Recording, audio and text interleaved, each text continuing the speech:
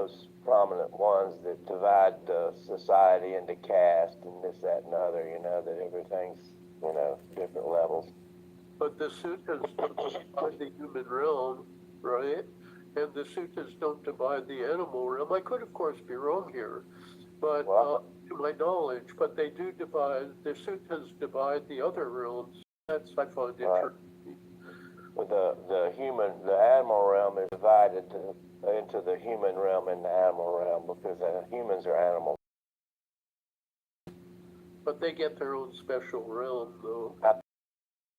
We get our own special realm, but really we're just animals. Yeah, this is so true.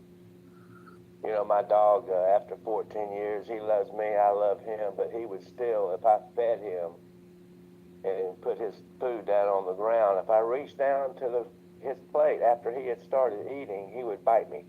Really?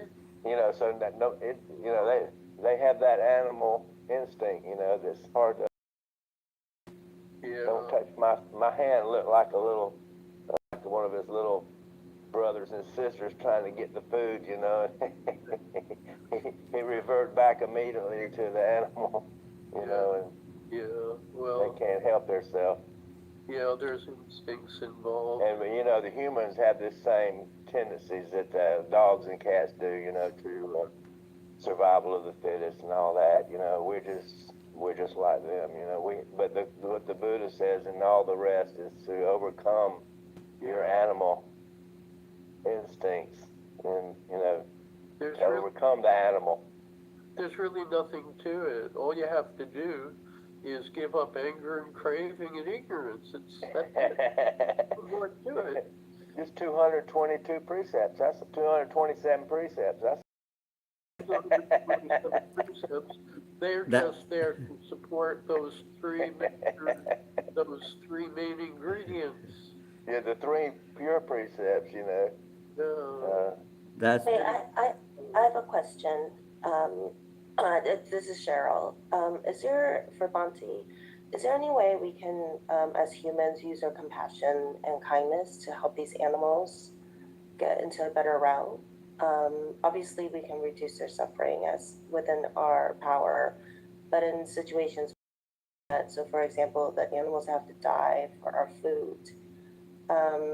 And I think about this because I have a teenager, so I have to make meat, unfortunately. But every time I prepare meat, I started to pray for the animals that have had to die for my son. But my question is, if that's too late, too little, do you know what I mean? And it's really difficult because I'm a vegetarian, but it's just, I don't know. So it's hard for me to reconcile. So my question is, when the souls are in Bardo, there's a chance, from my understanding, there's a chance for people who love him to help him get into, ideally less suffering or even becoming enlightened. But my question is for, animals that have died or even trees that have been cut down. Is there anything we can do within our power? And obviously, the question is if I'm, doing this for my own ego versus true compassion for the animals that have passed. You know what I mean? Of course, that's the question as well here, whether it's to assuage my guilt or if I'm doing it out of the true compassion from my heart. So I guess, I'm interested to hear what others have to say about this as well. Thank you. So, Cyril, your question is the animal is able to get the happy realm, you mean? That's what my question is, the way I understand it for animals, I grew up, I'm Taiwanese, so, we grew up with our understanding of Buddhism, which is that, it's their karma that landed them into that realm, correct? So they have to continue to exist in that realm until either their karma, the negative karma has been spent up or something else happens. Like we were saying here, a lot of animals don't understand kindness. That's why there's a lot of these animalistic instincts that I actually see in humans as well. I realize that's where sexual abuse and killing and violence. It's our animal instincts, right?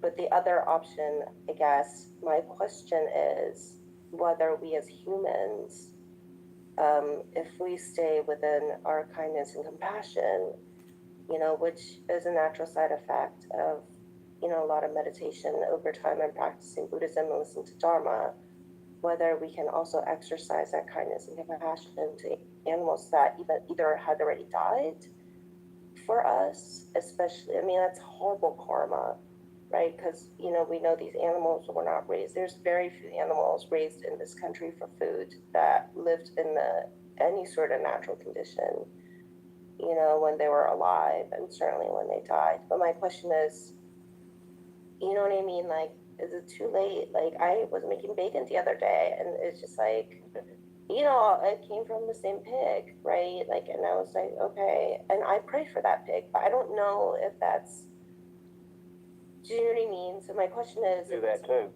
Yeah, does I that? send merits to at the end of the day, if I had to eat meat for some reason, I send merits to the animal that I ate, But the animal, do you know what I mean? Yeah, I guess we can. But what does Buddhism say? Like, that's a way to, of course, comfort ourselves. Like, yeah, we can send merit to everything, but specifically, do you know what I mean? The animals that have had to die for my son. So I don't know. That's my question. Yeah. Thanks, guys. Yeah, according to Buddhism, so then our birth, where we're supposed to born, is decided by the karma. So how we have lived, accordingly, our living, and we will born that accordingly. The someone live kindness, compassion, generous, supporting, help with him with good qualities. Probably they will born in the happy as a humans again and again, or even in the some kind of heavenly realms. Yeah. So, Ante, what do the sutras, I'm sorry, yeah, go ahead. what do the sutras actually say about being a vegetarian and eating meat? In Theravada Buddhism doesn't have, we don't have Yes. that kind of teaching. No. Vegetarianism doesn't mean the difference. We're really going to get into this debate. The Bonnie, are prob- you vegetarian? I thought it might be enlightening or interesting to hear what the Buddha actually said about meat eating. I think it's a pretty complicated topic. I don't know if, Yeah. Well, I think the problem is the killing, not the eating, I think. well, I meant, yeah, okay. Then I think no matter whatever you eat, even vegetarianism or even whatever you eat, Yeah. your craving, your attachment to that is the problem. So if you even eat the buying a meat from somewhere already killed and prepare and eat, it doesn't relate it with killing anyway. The killer has the responsibility for that, his karma. He don't have any excuse why I am killing. I am killing because you are buying. No, that's not an excuse for him to kill. That karma is definitely go to him, but the buying or eating is something different. But the animals, the cereals, the question, we know some stories according to the Buddhism. Some people passed away, have born as dogs, and as another type of animals. And so some other animals, after their death, and they have born like humans. even in the deities. There are some several suttas in the Samyutta Nikaya, and Buddha mentioned the Manusachuti, the Sutta Manusachuti. In this Manusachuti Sutta mentioned the most of people after death and they will born in the lower realms. And there's very few of them come back to human realms and go to heavenly realms. And most of heavenly, say, the sense of the deities from the heavenly realms after their disappearing, and they will appear in the lower realms. And some of them come back, few of them come back to human realms. And most of the, in the Tirachanagati Sutta, Petachuti Sutta, Nirechuti Sutta, from those all suttas, Buddha explaining most of sentient beings in these lower realms and born again in the lower realms, few of them come back to human realms and go to heavenly realms. This is a journey, and it's keep going accordingly our living. The probably humans will born again and again, mostly as a humans, and accordingly their karma they will born as in the lower realms like animals or ghosts in heavenly realms. But what? Monty, Yeah. This is today we are going to learn a certain sutta. Today I decided to actually discuss. Now it is happening, and it is open you to ask question and discuss and share your ideas and thoughts.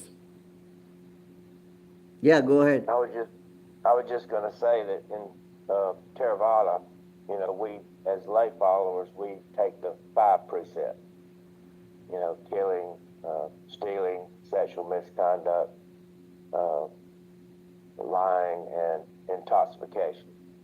It doesn't require that we be vegetarian, but by matter of association, you know, if you buy from the grocery store, they're going to produce more, you know. So, I mean, there's an indirect connection there between if you eat meat and the killing of the meat. At least that's what I've been told. But That's interesting.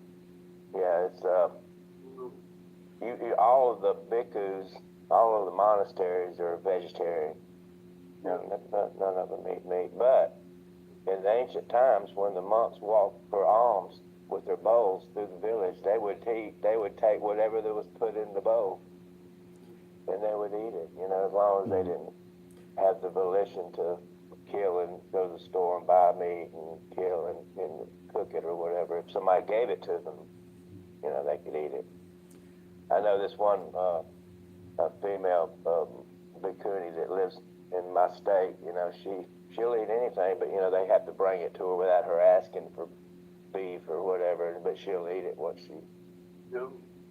You know, all the animals in the animal kingdom, they all eat each other. You know, and so if we are going to be different from the animals, you know, I see people advertising on the social media with little strips of bacon, you know, the bacon emoji, you know, the little bacon all across their thing, and they make fun of it almost, you know, the poor animals, you know, some religions, they believe that the animals are here for our domination, you know, and we can do about whatever we want to with them. But just briefly, you know, in 2022, I challenged myself to watch a video of a bull being slaughtered. Now, I don't know why I did this, you know. Nobody wants to see it. I didn't watch it but like 3 seconds. He hadn't even been slaughtered yet, but he was crying, tears coming down the bull's face. I cried probably for 3 days without stopping and was emotionally wiped out for like a week after that happened. You know, and I have never been the same since then. Those slaughterhouses are awful places, let me tell you. But the problem is, though, if you give up meat, then you become emaciated and unhealthy, basically. You know, I see monks all the time. Is that your doctor's advice? I see monks all the time that are in bad health, you know, because they don't. I've been vegetarian almost 30 years, and I'm in great health. Well, so I know what medical advice that is. Well, congratulations. And Yeah. you The, know, in the Mahayana Buddhism have a precept not to be a vegetarian. And there's a precept in the Mahayana tradition, the or monks vegetarian. And they practice being vegetarianism. But in Theravada tradition, it's not uh, no precept or something to be vegetarian. Um, then this monks going to alms round and with the bowl or home to home and stand at the door, whatever they offer, and they take it and they eat it. And then because monks collecting food from the homes and they accept whatever they receive. And then there are some Buddhist teaching, if monks have a freedom to eat meat, if the monks didn't see an animal killed for him, the animal, if he didn't heard, hear the animal was killed for him, he didn't hear that. Even he doesn't have a doubt that animal killed for him. So then he can accept that. So then if the monk have a doubt, he killed for him, he heard, he killed for him, he saw was killed for him, then he can accept it. So it's very reasonable. In Buddhism, it's very reasonable, not emotional. Then everything is very, very, very, it's very wise uh, reason. We know the animal killed for eating each other. They kill. The tigers, lions kill other animals and they eat. And there are rest of food on the ground. Some animals come and eat them. The karma go to the killer, not to the eater. So the people who is killing, no excuse. The whole karma go to him. But what about the language in some of the suttas that it's not only not okay to kill, but it's not okay to approve of others killing. That's language in the suttas. So you might say that if you buy meat, you are approving of the man who kills the animal. No, that's what saying this, appreciating killing, and the emphasizing killing, encouraging killing. That's the problem. Then nobody have rights to say killing is okay. You can kill. It is okay, and you should kill. That's the problem. So appreciating, encouraging, emphasizing to killing, pushing someone. Yeah, I mean, you could argue that giving someone money to do something is an approval. yes. In Buddhism is all about the intention. What Michael said, the intention is the problem. Then if you have to eat meat, that's your intention to eat meat, not to kill. The karma, the killer have his all intention to kill. The eat doesn't have according to Buddha's teaching, to become the kill the break the precept of the first precept, killing, destroying life. And that's the 5 reasons have to complete it to complete that karma. The first one, there must be a sentient beings with life. Second one, the killer, who he has to idea he is a living being, he is still live. Thirdly, he have to have an intention to kill. And fourth, he have to make an effort for that. In fifth, by his effort have to kill. And when these 5 things completed, that's called kamma pata, completed karma. If any of these not complete, and this is not become a kamma pata and exactly give him result. For example, there's a sentient beings, but I think he is not living. He is died already. To check, I put something on it to check, but then he get killed by that. but I didn't have an idea to kill. Because I thought he is already dead, but he didn't. But he died accidentally. What I did, but that karma is not completed because I didn't have an idea. Then there's a sentient being is still live, but I know he still live, but I don't have to idea to kill him, but I want to hurt him. Then I do something to hurt, but by that things effort he get killed. But it's not completed karmapata because I didn't have idea to kill, I just wanted to hurt. Then it's not become a karmapata, it's sadly come to back to you. Then there's the sentient being, and then I know he's a living being. I have idea to kill him, but I didn't do anything. But he get killed, but because I didn't make any effort, just the idea, but I didn't do anything, but he get killed. Yeah. That's two people. I want to kill him. I shot him, but they accidentally shot the other guy. Then other guy killed.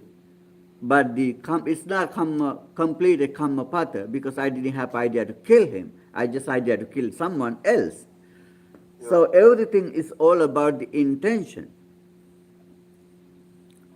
I mean, there are arguments that people make that they can drink because it doesn't affect them, or, you know, and even if with sexual misconduct, there are people who have sexual experiences that they say they had no intention of harming the other person.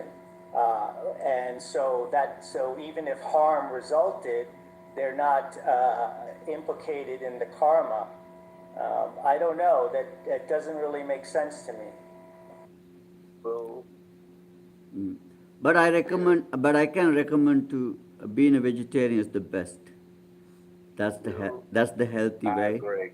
That's the healthy way, and I think that's the best. That's healthy, and physically, even mentally, is that healthy. If you can be a vegetarian, that's the best. the sutta, my understanding is the suttas are fairly clear that if the meat is killed for you, that is to say, if the animal is killed specifically for you to eat, that's forbidden. And also, there are certain types of meat that you should not eat, like dog meat, for example. Now, I'm not sure I understand the subtle distinctions there, but I wanted to say that I wanted to share that from a Zen Buddhist point of view, the discussion is of paramount importance. Just discussing the issue and seeing it from different perspectives is really important. That is to say, you make a decision based on what you know and so on and so forth, and what you feel is right, and according to the suttas as you understand them. But the whole discussion, looking at these issues is a very big issue from different points of view and different perspectives is really important, because in the final analysis, there really is no way to say this is the correct way and this is the incorrect way. So I hope I'm not being too philosophical in saying that. No, I actually agree, which means that anyone who participated in this conversation and then now they go eat meat versus an hour ago, the karma's different. I'm kind of kidding. I think that the vegetarian way is the way to Well, do it, but Yeah. it's hard. I'm married to someone who likes to eat beef, and I was kidding around the other day. I told someone, I said, well, if I had someone fixing me curried vegetables every day with a big spread, and everything, I wouldn't need to eat meat. It's hard to find vegetarian diets, really. Sometimes it's like a normal restaurant or whatever that you can get this good, but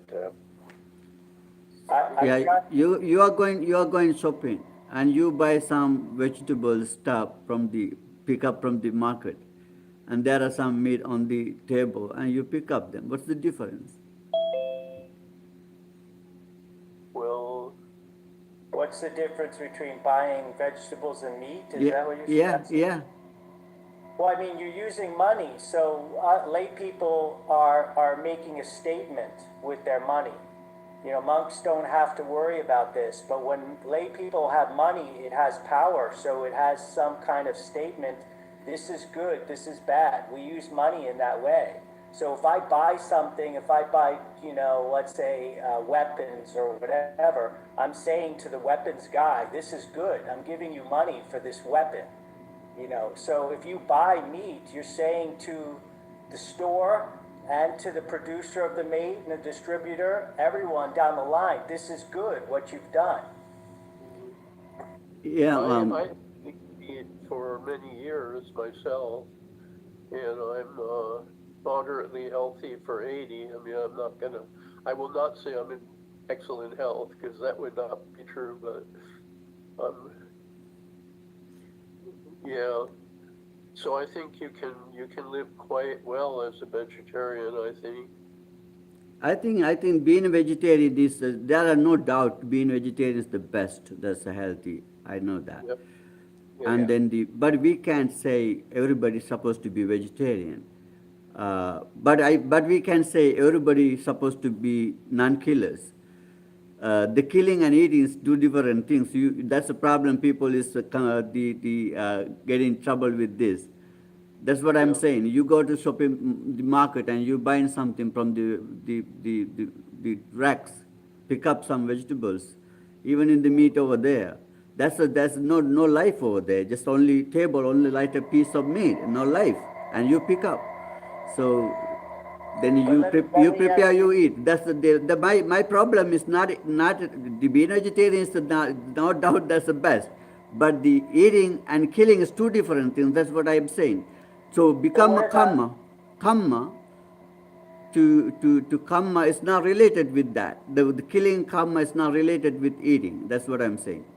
well, I mean, what about the example where you have a political leader, let's say Hitler, who commanded that people kill, and he never killed himself? So wouldn't he, that karma of telling all these people to kill other people, wouldn't that be connected with him? Or, I mean, obviously karma can't be traced, can't be sure, but it seems logical. You know, What, it can be. what do you mean the Hitler? You know, like Hitler, Hmm. he commanded, you know, all his army to kill Jewish people, Yeah. killed millions of Jewish people, but he didn't kill any himself. Hmm. He didn't stab anyone. He didn't murder or put anyone in the gas chamber. He had his other people do that for him. Hmm. So I would think there would be some karma for that, you know, killing karma. Yeah, definitely that karma must go to Hitler. You know, He ordered, and he asked to do that. And that karma goes to who to give the order and who's the killer, the same thing. So you go into shopping to buy some meat, and there's a fish is swimming in the tank. It's still alive. You ask, okay, give me him, prepare me this one. That's the problem. You can't do that same thing. But you're not killing, but the shopper he killing. But you asking him to kill the same thing what Hitler did. And I heard that. Hitler is a vegetarian person. The Hitler is a vegetarian person, but I don't know. The killer of millions of people. Yeah, I think that's true. He was vegetarian. Yeah. the guy. Why was he vegetarian? Because he has felt compassion. Right. He has a compassion towards the sentient being, not poor Jews. Jews, gypsies, the cognitively, whatever, anyone who was a little different got murdered. Yes, please raise your voice and bring up some topics we are discussing today. You know, Well, I just came back from a 10-day Vipassana meditation retreat, and we were clearly told that eating meat is encouraging killing, and that's not sila. That's really a break of sila, and same as the buying weapons from an arms dealer. So we should not, even though we do not do direct killing, we should not encourage, as Kilaya said, the killing, because that's really horrible. And I think I heard the same thing from the Tingna Khan, Red, and he's also raising the question of this, meat eating, not good for the climate change.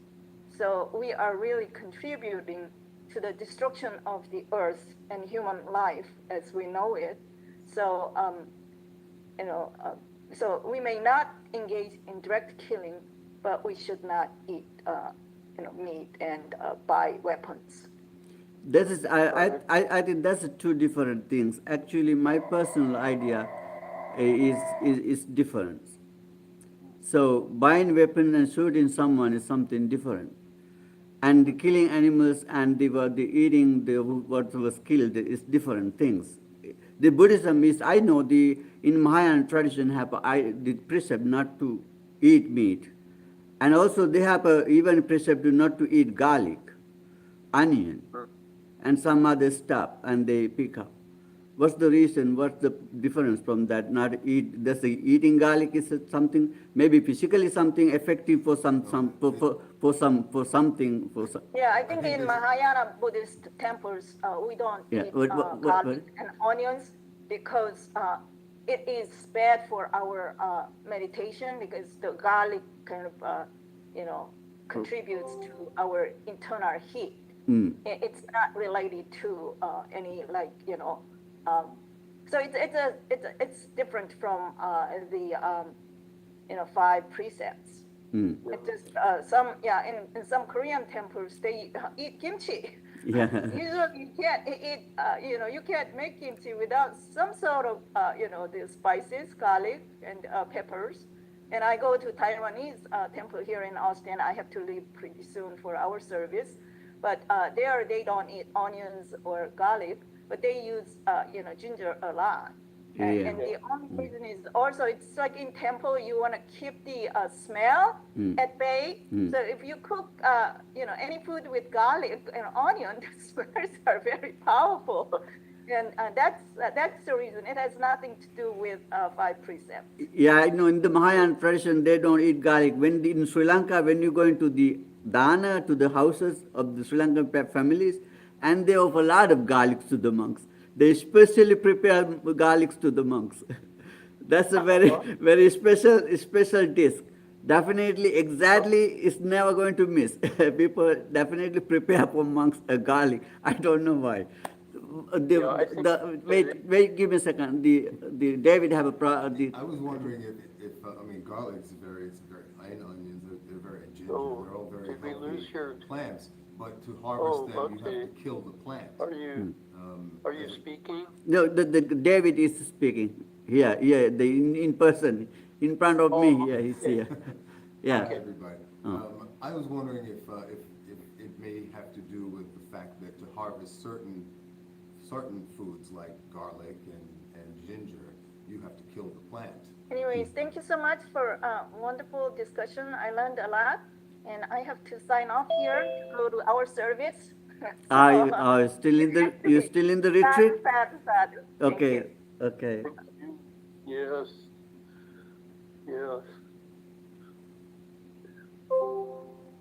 Yeah, it's interesting, Monte, that there are so many cultural aspects to the questions. Different cultures look at these things differently. I agree with the arguments for vegetarianism, and even to the point of buying meat in the supermarket, to quote or to paraphrase, supports the whole meat eating industry and all of the pain and suffering that's associated with that industry. So I think that it's a very thin line between buying a hunk of meat in the supermarket and killing the animal, even though they're different acts. But I think that it's become very thin, very similar in a way. Although one is direct and the other is indirect. I feel like the problem with the direct is that you're really there with the suffering and you're choosing, like the bad thing. And when it's indirect, it's hard to judge a person because it's based on circumstances. They grew up in a meat eating family, the culture, and like you're detached from the suffering, you're just eating food. So it really depends where the person's coming from. I think we discussed this already. But be careful about the idea of judging, because we're not judging anyone for anything. It's an interesting subtlety, but it is true that when we judge, I think, when we judge, we make a determination that they're wrong. It's hard we mix it up with anger, and we also mix it up with wanting things to be other than the way they are. So we don't want to make judgments. I know that's a little, Bhante, what should we say about that? The idea of judging other people based on what they do. Then the rest of the verse come from the Dhammapada.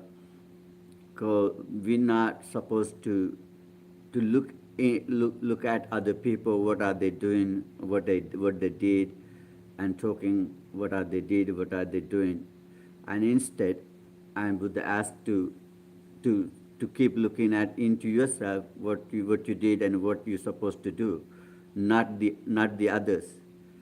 So most important thing is called naparesam vilomani, naparesam katakatang, atanava avek naparesam vilomani, naparesam katakatang, atanava avekeya katanya katanicha. And then and Buddha asked I think that's the teaching about the not to judge others and to decide others. And it is good to help and teach and to give some sharing ideas, but to judging is not good anyway. But it's better to always judge yourself and judge myself.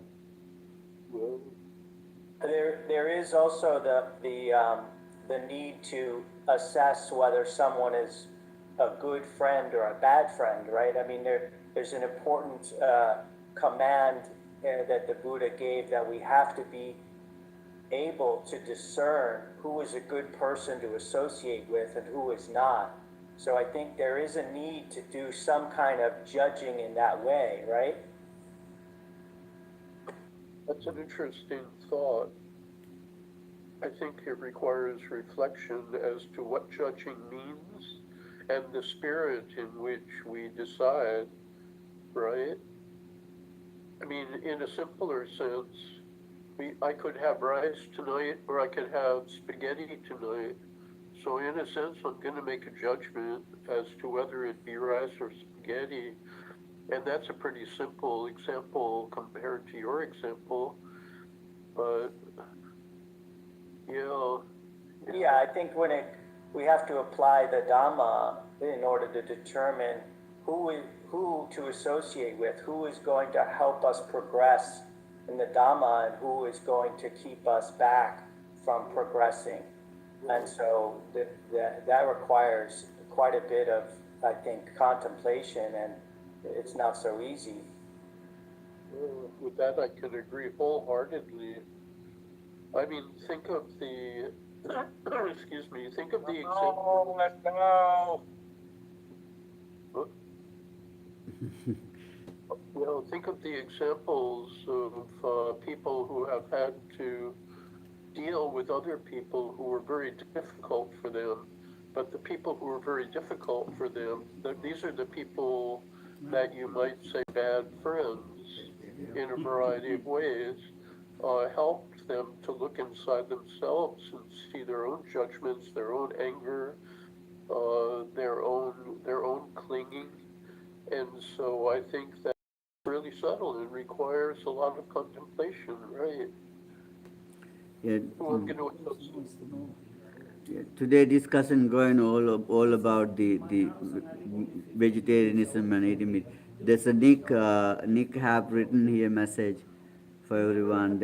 He heard that Buddha was not a vegetarian, and I think we don't have to facts to say that Buddha is not a vegetarian or Buddha ate meat. We don't have seen any teaching anything in the suttas or in the scriptures Buddha ate meat. In the sutta we learned last time, the Mahaparinibbana Sutta, you remember the Chunda prepared some called Chunda Sukara Madhava. And Sukara Madhava have three meanings, have prepared by the commentary. And that's why people keep saying, and Buddha is not a vegetarian one, because that come from that idea in Sukara Madhava. The Sukara Madhava have three meaning in the commentary. One's called meat, and one's called, what's that called? Mushroom. Mushroom. One is, Sukara Madhava is one is meat, another one is a mushroom, the type of mushroom. Third one is the kind of chemical medicine. There's three ideas commentary gives that to explain what is Sukara Madhava is. And it's also, the Sukara Madhava is a meat. We don't know what should they exactly give to the Buddha, meat or Sukara Madhava meat or the Sukara Madhava mushroom, or it's a chemical medicine. This is a medicine. Because Buddha was sick those days. You remember in the Parinibbana Sutta, Buddha was so sick. Then the Chunda wanted to help Buddha to heal his pain. But Buddha, the situation was so worst after that eating. And then people used that to say Buddha ate meat. But we can't say exactly he did it.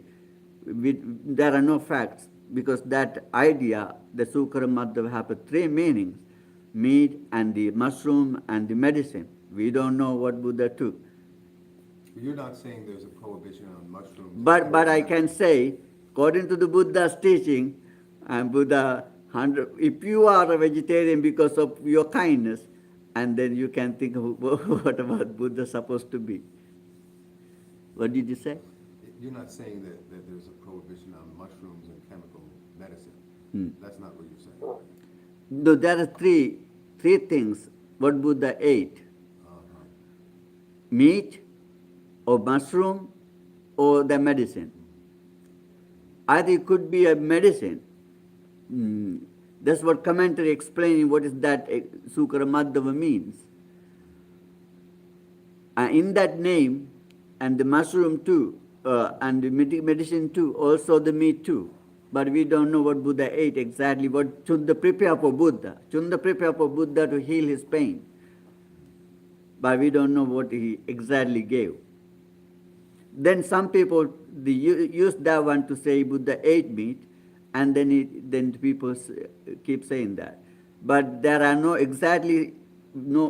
we can't say exactly Buddha ate meat, or at that time. That's the facts come. We meet in the Mahaparinibbana Sutta, and Buddha ate meat because this type of meat and mushroom and the medicine we don't know.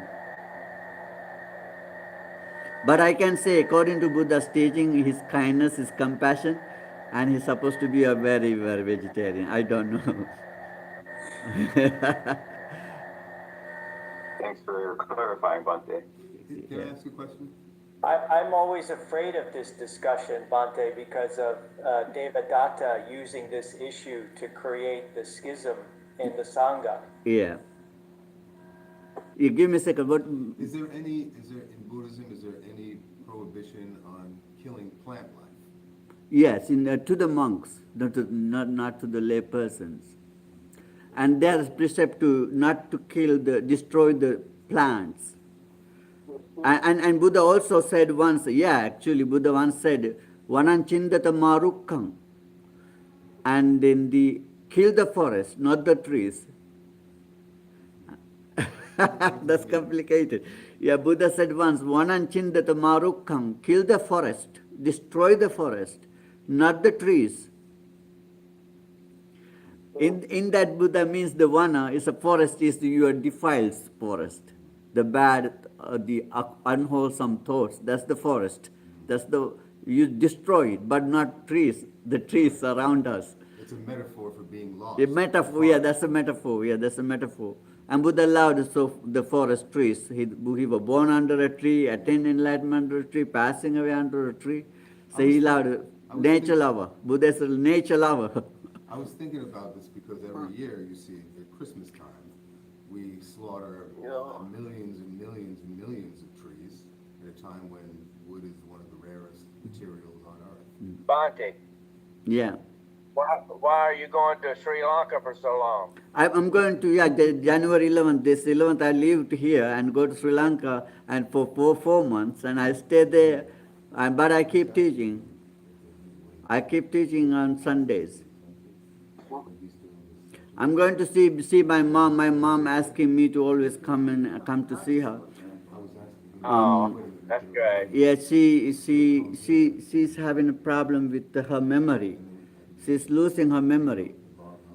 So she called me always and he asked me, you didn't call me when you're not coming. I said, Mom, I called you yesterday. No, you didn't call me for a while. And she losing. Yeah. My father said thing. He remember who he's talking to. Yeah. That's why I stayed in Thailand for 7 months. But he's really close to my brother. One day, I have learned a little bit, I have heard a little bit about the definition about eating. He was mentioned that you can eat anything but you're not killing. Whoever gives to you, you eat, but you don't want to know anything. You don't want to kill and then kill or to do this, that for you. But you eat, as long as you're not killing. If you don't have meat, you don't eat meat. That's for the purpose of enlightenment. I don't know, you could say it. Like if people bring you vegetable, you eat vegetable, stuff like that. But you don't kill them and you don't intention just want to eat meat like that. As long as you don't kill it, you see.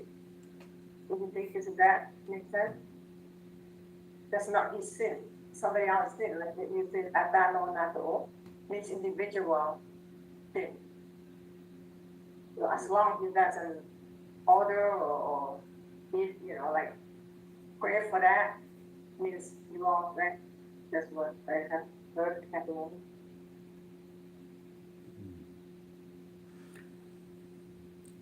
I think the problem is our attachment to whatever we eat, whatever we drink.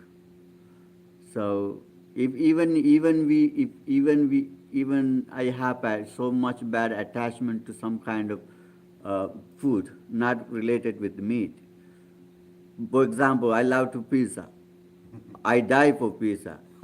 I mean, I'm not. No, I mean, I eat pizza, but I don't say I have attachment to the pizza. For example, if I love pizza, then I die for pizza. Then I can't live without pizza. I always worry about pizza. Oh my goodness, I'm on the dead bed. Give me some pizza. Give me some pizza. I can see pizza around something. That doesn't matter the meat or whatever you eat, but your attachment is the problem. Then after that you become a pizza. One day you have attachment to the Beetlejuice. Beetlejuice. Yeah, that one is too much attachment, Bahandru. We had to take that out. I have noticed that without that you can't survive. So you know that your mindset is wrong. That's right. I know. That's my bad attachment. That's so bad. So you should be thinking about that in this life. Yeah, I know. Maybe I wonder when I die I can see beetle, or I will become a beetle one. That's so bad. I don't know whether the rest of the people know anything about that. You know what the beetle means? That's Sri Lankan. That's a Sri Lankan and Indian traditional chewing thing. the mouth make red. Beet juice? Beetle. Beetle. Oh, Beetle. beetle chewing? Yeah. Oh, okay. Yeah, that's very popular in India. Is that in Sri Lanka It- also? yeah, it's very Yeah. it's very traditional ones because in Sri Lanka people bring always beetle to the temple for every situation. When they even come to Bante, you come to our home and give a Dhamma talk, and they offer beetle. What is it, a plant? That's very Indian, yeah. It's very In traditional, yeah. India, I It's a saw it plant? everywhere. Yes, leaves, Leaf. leaves. And you will have bad teeth. Yeah, because of that. Yeah, yeah, I know. I'm gonna Oh, clean my teeth It's anyway. sweet? beetle nut. Is it sweet? It's not sweet. It's Oh, It's may It's attachment, Bhante. it's may kind of dishy or something. Oh. Yeah, I give a little, Get a it's like a buzz. coffee and up. Yeah, You yeah, know, once you yeah. have a coffee, you get the like a energy, Mm. different energy. So the people also like that. Actually, it is healthy too. It is healthy too. At the after eating something, and monks eat that, and they use many different organic things, and it smell better the mouth, and the things of the what we eat and all the bacteria, what is all things killed by or removed by that one, and they clean the mouth. And the monks use many medicinal items included into that, and then they use the even tobacco leaves too, and most of monks not without tobacco leaves, and they use it the betel things, and it's a kind of healthy if you use after eating something, but if you used to eat it always, that's a problem. you can get it. Bante, Yeah. is it okay if, somebody attached to exercise, like me, example?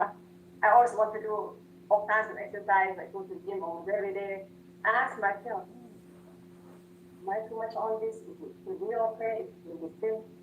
It's like, if that I don't do for love myself, but I'll do for my health. So you think it's okay for doing this? I lift weights, I cardiovascular and everything I do every day, but then sometimes popping up my mind, why I'm doing this so much, I don't know, is it right or not? I didn't get that. I think I'm she's sorry. asking about attachment She's to asking exercise. whether exercise is if she's exercising too much. She really likes to exercise. Mm.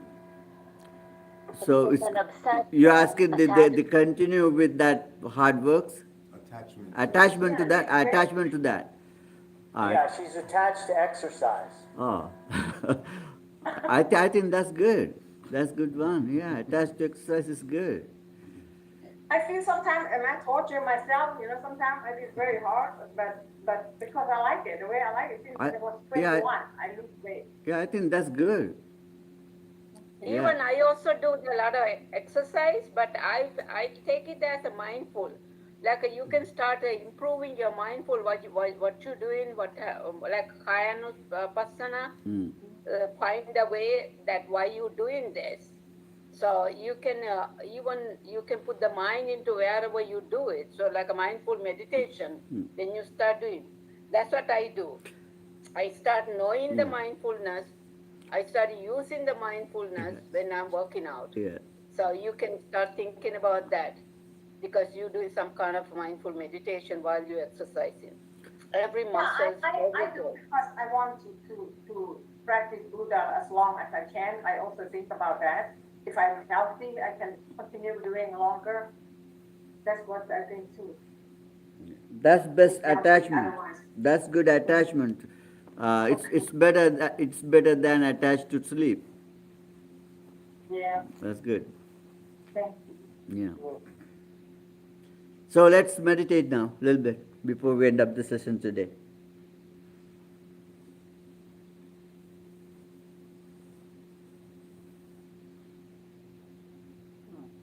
Okay.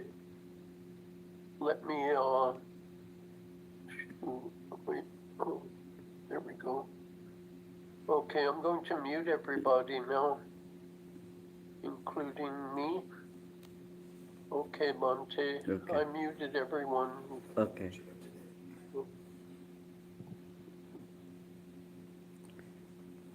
Okay. So today we had a good discussion and we learned something. And we need learn and we need discuss and we need a practice. So that's how we grow. This spiritual journey in Buddhism is very individual, and it depends our intention, our choice. It depends our own practice. So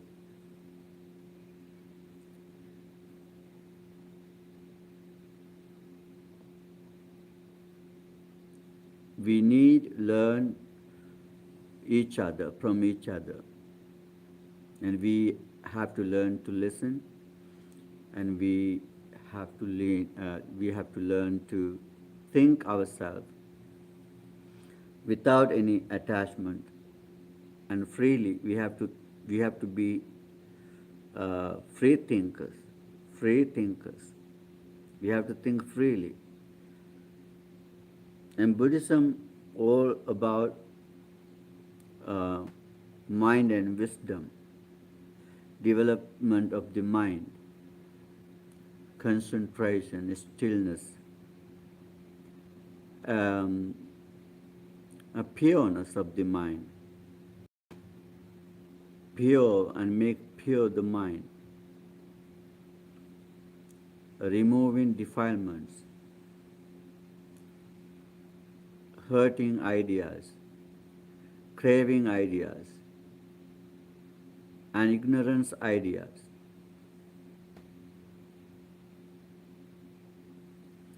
There are three roots of unwholesome activities.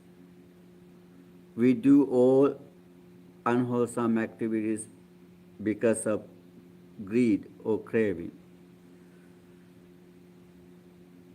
If not the craving involved, then it could be hate, anger, ill will. If not the anger involved, then it could be ignorance, wrong view, wrong idea, wrong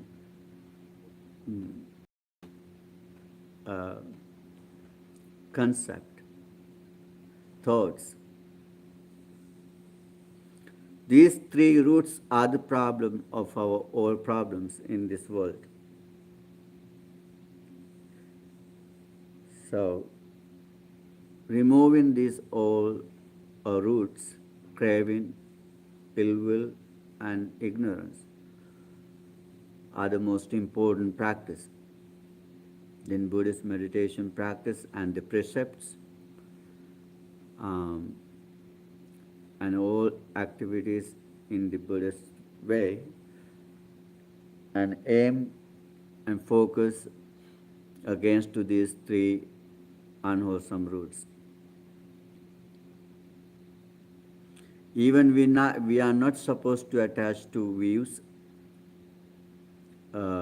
thoughts, to ideas.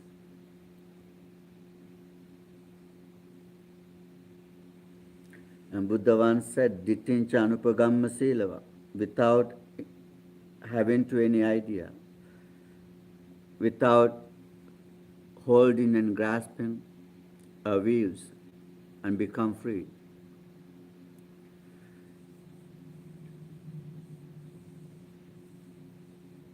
Dasanena sampanno, and have to have a realization, understanding. To that realization, that understanding, it comes through kindness, compassion that come from the Metta Sutta.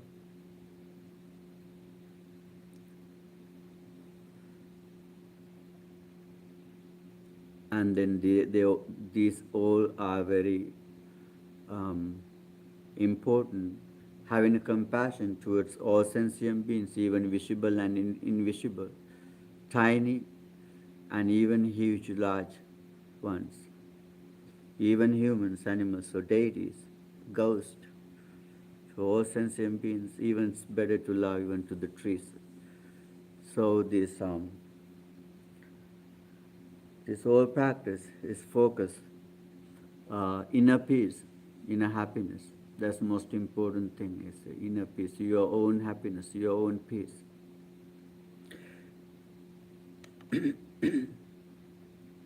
Then let's meditate today. Breathing meditation. Let's do meditation metta, loving kindness. I think it's good to meditate in this 30 minutes metta meditation. Kindness, compassion, is all related. Wishing happiness for sentient beings,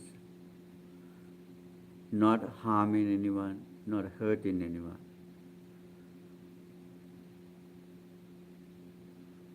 And this metta meditation have a deep meaning.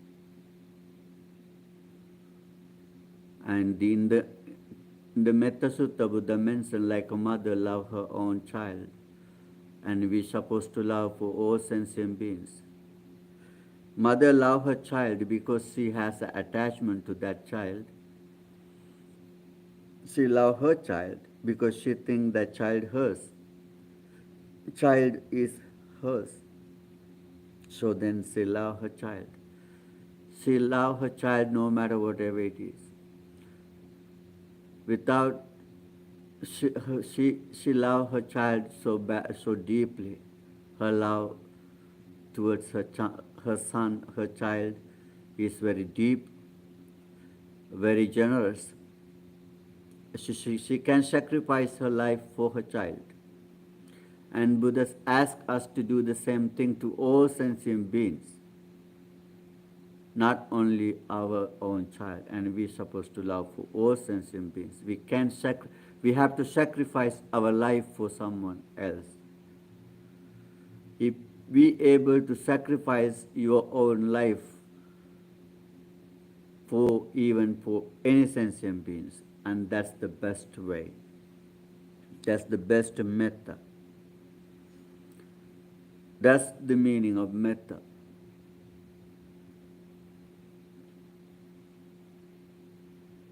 So, good things is always good to do. And then being kind, having metta, not harm, not hurt, not kill, wishing happiness, without any barriers. The mother's love have a barrier. She can love only her child, not for any others. Like her child, she love any other child, but not the same love. And Buddha asks us to love the same way to all sentient beings without any difference. If we are able to do that, then we freed, we liberated. Our mind is so big, so huge. It's universal heart, it's universal mind.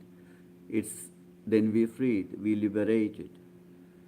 That's how we practice metta to be. So you may fill your heart with this metta, unconditional metta, universal metta. No barriers, no limit. It goes to all over the world, towards all sentient beings in the world. Keep wishing may all living beings in this world be happy. Be free from pain, and be free from hurt, harming, and stay safe. Be safe and be happy. Be happy. Be happy. No one kill anyone, no one harm anyone, no one hurt anyone. May all live love each other. And all living beings be happy, and be safe. Keep sending your metta to the world, towards all sentient beings in this universe.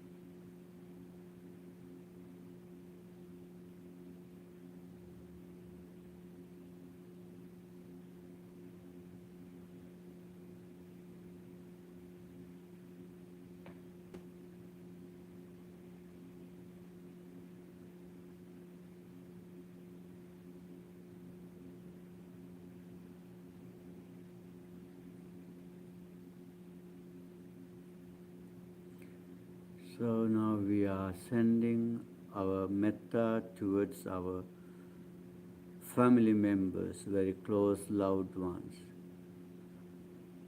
our family members, our friends and relatives, and our neighbors,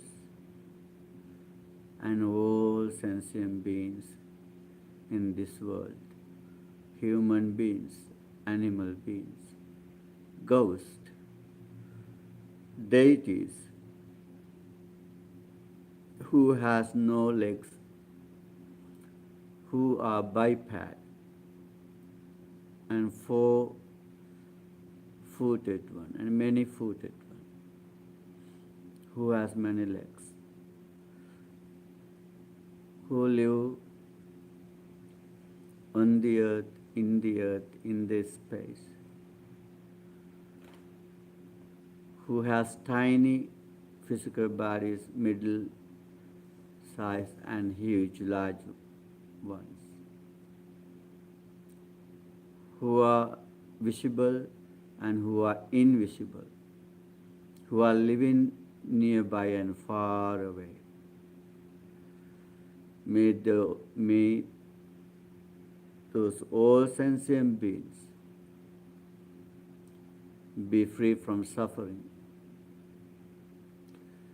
be free from physical and mental suffering,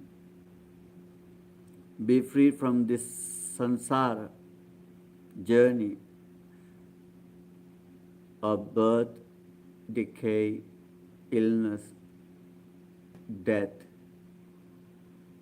separation from loved ones, association, unloved ones, sorrowing, lamenting, despair, displeasure, and who experience in this all suffering and struggling with craving, hate, and ignorance. And may the all sentient beings be free from those all type of suffering and be freed, liberated, be awakened and enlightened and attain to the Nibbana. Sadhu, sadhu, sadhu.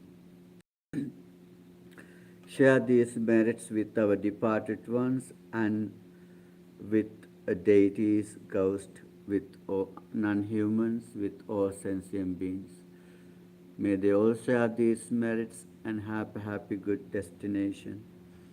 By the blessings of the Buddha, Dhamma, and Sangha, by the power of these all good merits, by discussing Dhamma, by practicing meditation, and you live with your family members happily, peacefully, without afflictions, healthily, and able to develop your spirituality, achieve spiritual development, achieve the concentration and wisdom, and finally may we all be able to attain to enlightenment. Sadhu, sadhu, sadhu. Akasatta chubummatta deva naga mahiddhika punyantang anumoditva chirang rakkantu sasanang chirang rakkantu desanang chirang rakkantu mang parang sabbhitiyo vivajjantu sabbarogo vinassatu Mate bhavatvantarayo sukhi digayuko bhava bhavatu sabba mangalang rakkantu sabba devata sabba buddhanubhavena sabba dhammanubhavena sabba sanghanubhavena sada sotti bhavantu te. Sadhu, sadhu, sadhu. Okay, I will be in Sri Lanka next week, next Sunday, and I will see you when I was there. Thank you. Nice trip, Dante. Thank you. Enjoy. Have good travels. Thank you. Thank you. Safe travels. Oh, thank you. Safe travels. Thank you. Thank you. See you. Thank you, Dante. Day are you leaving? 11. 11th. 11. Okay, everybody, thank you. I will keep touching with you, Michael. I will keep in Okay. touch with you. I need, yeah, I will email you. Okay. Good. Teruan Sarnay Bante. Teruan Sarnay, Nuna.